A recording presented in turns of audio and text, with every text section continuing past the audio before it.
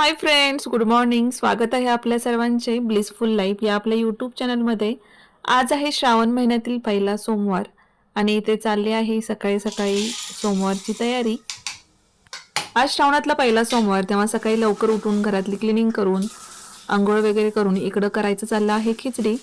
कारण उपवास तर माझा होताच, पण श्रीशाला डब्यासाठी सकाळी स्नॅकला खिचडी लागते आणि ती तिला आवडते खिचडी घेऊन जायला. जेव्हा केव्हा माझा उपवास असतो तेव्हा ती म्हणते की तू सकाळी सकाळी स्नॅक्ससाठी मला खिचडीच दे डब्याला. म्हणून इथं चालले आहे खिचडी बनवण्याचं काम. उपवास तर आपला असतो, पण घरातल्या सर्वांना जर साबुदाणा खिचडी आवडत असेल तर ती मात्र सर्वांसाठी बनवावी लागते. आणि त्यातच खरं समाधान असतं की आपल्यासोबत घरातले सर्वजण ती साबुदाणा खिचडी खातात. कारण आपण काही रोज रोज साबुदाणा खिचडी बनवत नाही, जेव्हा केव्हा उपवास असतो तेव्हाच ती बनवली जाते. आणि त्यातच तो आनंद असतो, खरा आनंद असतो की आपला जरी उपवास असला तरी सर्वांसाठी साबुदाणा खिचडी बनवायचा. आणि ते सकाळी सकाळी अशी साबुदाणा खिचडी बनवावी लागते. त्याच्यामुळं मी ह्या खिचडीला फोडणी देऊन डायरेक्ट कुकरला मी 1-2 शिटी लावून घेते, म्हणजे गडबडीच्या वेळेला ती छान व्यवस्थित शिजली जाते.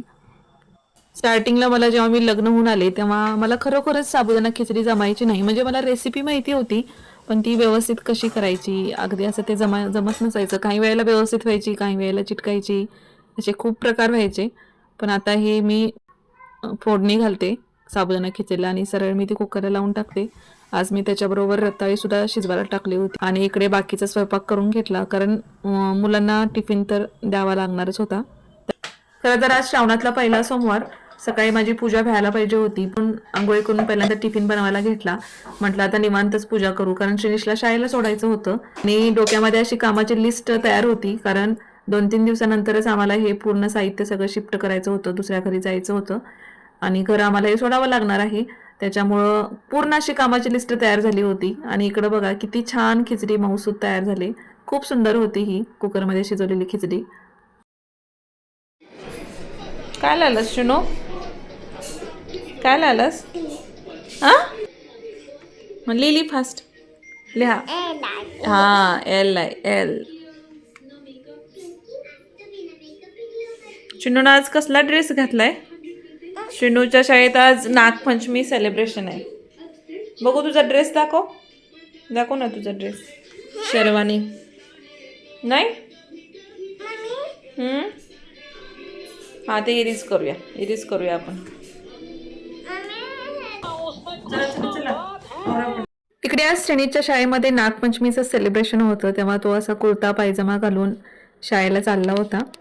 श्रेणीशला शाळेत सोडून आले आणि वाटेतच येताना एक गणपतीचे मंदिर लागते, तिथे शिवलिंगाची सुद्धा पिंड आहे. मग येताना पूजा करून दर्शन घेऊनच आले. काही महिला सुद्धा पूजेसाठी दर्शनासाठी तिथे उपस्थित होत्या. इथे जवळच महादेवाचे खूप छान सुंदर मंदिर आहे, पण आज काही तिथे जायला मिळणार नव्हते कारण आज खूप गडबड होती.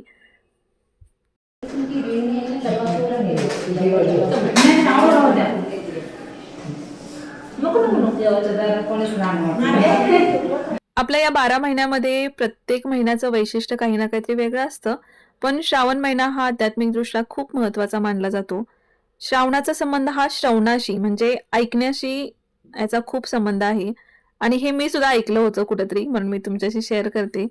या श्रावण महिन्यामध्ये आपण जास्तीत जास्त चांगल्या गोष्टी ऐकायच्या असतात, श्रवण करायच्या असतात आणि आहार कमी करायचा असतो. आपले जे आपण जास्त विचार करतो, जे अनवॉन्टेड असतात, काही गरजेचं नसतात, ते विचार कमी करायचे.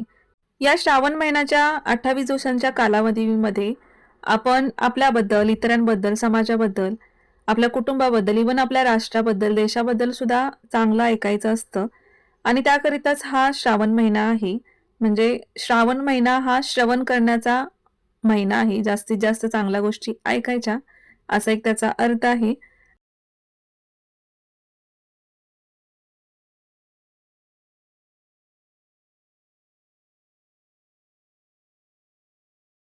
जेव्हा श्रावण महिन्याचं आगमन होतं तेव्हा 2 महिने पावसाच्या जलधारांनी पृथ्वी हिरवीगार सुंदर नटलेली असते आणि हा काळ असतो श्रावण महिन्यातील बहुत प्राण्यांचा प्रजननाचा काळ असतो. म्हणून तर आपण मांसाहार करायचा नसतो आणि आपली पचनशक्ती सुद्धा थोडीशी नाजूक झालेली असते, म्हणून जड पदार्थ, जड अन्न, मांसाहार विशेषतः आपण टाळायचा असतो. आणि भारतीय संस्कृतीचं हे अत्यंत सुंदर असं मिळालेलं कृपादान आहे, ते म्हणजे श्रावण महिना. आणि या श्रावण महिन्यामध्ये आपण जास्तीत जास्त शिवाची उपासना करायची असते. शिवाची उपासना करायची आणि अशिवाचा त्याग करायचा. शिवलिंगाची पिंड घरामध्ये असावी, देवारामध्ये पुजावी की नाही याबद्दल खूप मतमतांतरे आहेत. शेवटी ज्याचा त्याचा तो परंपरेचा, श्रद्धेचा एक भाग असतो. आणि इथे तरी माझ्याकडे तरी शिवलिंगाची पिंड नाहीये, त्यामुळे मी अशी कुंडीमध्ये शिवलिंगाची मातीची पिंड बनवून घेतली आणि त्याची पूजा करून घेतली. पाण्याचा दुधाचा अभिषेक घातला, हळदी कुंकू अष्टगंध वाहून, बेलपत्र फुलं वाहून घेतली. बिल्वपत्र हे उलटं व्हायचं असतं आणि इथे आज शिवमूठ तांदूळ होतं, त्याच्यामुळं शिवमूठ सुद्धा वाहून घेतली. आणि शिवमूठ वाहताना ती कशी व्हायची याचा व्हिडिओ करायचा माझ्याकडून राहूनच गेला, कारण नामस्मरणामध्ये ते राहूनच गेलं माझ्याकडून. नेक्स्ट ब्लॉगमध्ये किंवा एखाद्या शॉर्ट्समध्ये मी तुम्हाला नक्की सांगेन शिवमूठ कशी व्हावी. आणि इथे पूजा करताना आपण ओम नमः शिवायचा जप करायचा आहे. त्याचबरोबर महामृत्युंजय मंत्र आहे, संजीवनी मंत्र आहे, अथर्व शीर्ष आहे. ते सर्व पूजा करताना आपण म्हणायचं आहे. आणि जे आपण शिवमूठ म्हणून जे तांदूळ, तीळ, जवस जे काही धान्य वाहतो, ते धान्य आपण इकडे-तिकडे टाकायचं नाहीये. ते धान्य आपण पक्ष्यांना टाकायचं. तुम्हाला जर 16 सोमवारचे व्रत करायचे असेल, तर श्रावण महिन्यातील पहिला सोमवारी तुम्ही ते सुरू करू शकता. खूप चांगला हा काळ असतो आणि 17व्या सोमवारी त्याचं तुम्ही उद्यापन करू शकता. इकडे सोमवारी श्रेणीच्या शाळेतील नागपंचमी सेलिब्रेशन झालं होतं. त्याला आता स्कूलवरून घेऊन आले. परत श्रीशाला स्कूलवरून घेऊन आले. संध्याकाळी गोडाधोडाचा नैवेद्य केला आणि सोमवारचा उपवास सोडला. आणि दुसऱ्या दिवशी होती नागपंचमी. इकडे 2-3 दिवसानंतर खूप आता पाऊस पडत होता. नागपंचमी दिवशी सुद्धा खूप पावसाला सुरुवात झाली होती. इकडे सकाळी सकाळी मी थालीपीठ करायला घेतलं होतं. शक्यतो करून नागपंचमी दिवशी खूप असे काही प्रथा परंपरा आहेत. चिरायचं नसतं, कापायचं नसतं. प्लस आपण काही जण पुरणपोळीचा नैवेद्य दाखवतात, काही जण कडबू करतात, काही जण गुळ खोबऱ्याचा नैवेद्य दाखवतात. असे खूप सारे वेगवेगळ्या भागामध्ये वेगवेगळ्या पद्धती आहेत. देवाची तर पूजा झालेली आहे. आता मी नागाची पूजा करून घेते. हे इकडं मी सगळं साहित्य घेतलेलं आहे. आज मी ज्योतीची सुद्धा पूजा मांडणार आहे, म्हणजे त्याची सुद्धा पूजा करून घेणार आहे. कारण श्रावण महिन्याच्या पहिल्या शुक्रवारी ज्योतीची पूजा करतात, पण मला ते काही जमलं नव्हतं मासिक धर्मामुळे, तेव्हा मी आज त्याची सुद्धा पूजा करून घेणार आहे. आज नागपंचमी दिवशी जरी पूजा त्याची केली तरी चालते. इकडं नागपंचमीला जे लागणारं साहित्य आहे ते घेतलेलं आहे.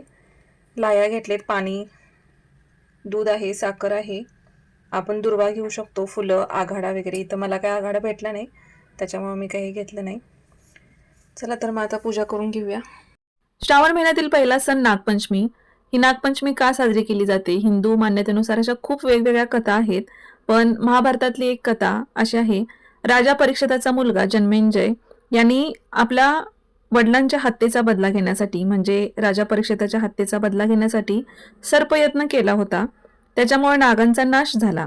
तेव्हा त्यांच्या आई इरावती यांनी ऋषी आस्तिक यांना विनंती केली आणि तो यत्न थांबवला आणि सापांचे रक्षण करण्यात आले. ज्या दिवशी हे घडले तो दिवस म्हणजे श्रावण महिन्यातील शुक्ल पक्षातील 5वा दिवस होता. आणि या श्रावण महिन्यातील शुक्ल पक्षातील 5वा दिवस म्हणजे पंचमी. आणि या पंचमी दिवशी नागांची पूजा करण्याची परंपरा आपल्याकडे आहे, म्हणून नागपंचमी साजरी केली जाते. त्याचं आणखीन एक कारण म्हणजे नागदेवता ही भूमीचे, पाण्याचे, संपत्तीचे रक्षण करणारी देवता मानली जाते. आपल्या भारतासारख्या कृषीप्रधान देशात तरी सापांचं खूप मोठं महत्त्व आहे, कारण उंदरांपासून पीक वाचवायचं काम साप मोठ्या प्रमाणामध्ये करतात. तेव्हा कृषी राजा आपल्या शेताचं सुद्धा संरक्षण करू दे आणि आपलं सुद्धा रक्षण करू देत, अशी प्रार्थना करून हा सण खूप छान पद्धतीने साजरा करतो. काय करतेस तू? शांत झोप जा. इथे मी संध्याकाळी पुरणाचे कडबू करून घेतले होते. आता कडबू म्हणजे काय? आपण जी पुरणपोळी करतो आणि जे आपलं पुरण असतं तेच पुरण चपातीच्या पिठामध्ये घालून त्याला करंजीचा आकार देऊन तो तळून घ्यायचा असतो. वेगवेगळ्या ठिकाणी वेगवेगळे नैवेद्य केले जातात. काही ठिकाणी पोळ्या केल्या जातात, काही ठिकाणी आळूच्या वड्या करतात. आमच्या कोल्हापूरमधील चंदगड भागामध्ये खास नागपंचमीसाठी फराळ केला जातो, म्हणजे चिवडा, उंडे, लाडू असं केलं जातं.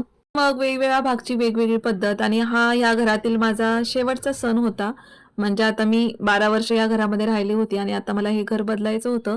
त्याच्यामुळं छानपैकी नागपंचमीचा सण मी साजरा केला आणि आता इथून पुढे तुम्हाला शिफ्टिंगचे व्हिडिओ बघायला भेटतील.